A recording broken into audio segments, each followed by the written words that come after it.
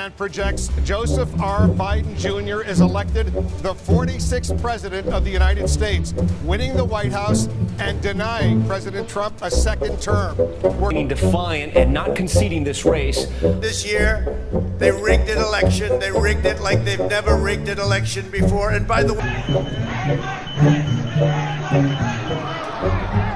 House of Representatives has reached the threshold for making Donald J. Trump the only president of the United States to be impeached for a second time. Unlike President Donald Trump has been indicted by a grand jury in New York. Trump was under that Trump just posted there on social media. He says he has been indicted by a special counsel. So I want to read. And I can tell you now officially that former President Donald J. Trump has been criminally indicted in the state of Georgia.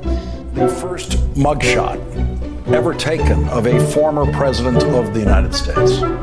Here is Donald Trump's mugshot. A federal grand jury here in Washington has voted to indict the former president for his efforts to overturn the results of the 2020 presidential election. For guilty. That is Donald J. Trump, defendant in New York versus Donald Trump, found guilty on all 34 felony counts. That is the verdict here in this case. News: former President Donald Trump is safe, and a 20-year-old shooter is dead after a shocking assassination attempt on the former president in Pennsylvania yesterday afternoon. Donald Trump will win the state of North Carolina. This is the first of 7 battleground states that we're keeping an eye on, and we are calling it for Donald Trump. Donald Trump will win in Georgia when all the votes are counted. There's the breakdown right now, 118. Great Commonwealth of Pennsylvania.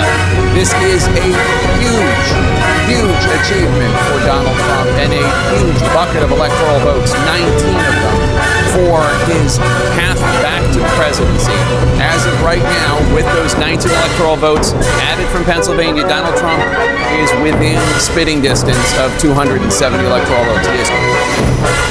It is now official. CNN projects that Donald Trump has been elected president, defeating Vice President Kamala Harris and making a political comeback. I want to thank the American people for the extraordinary honor of being elected your 47th president and your 45th president.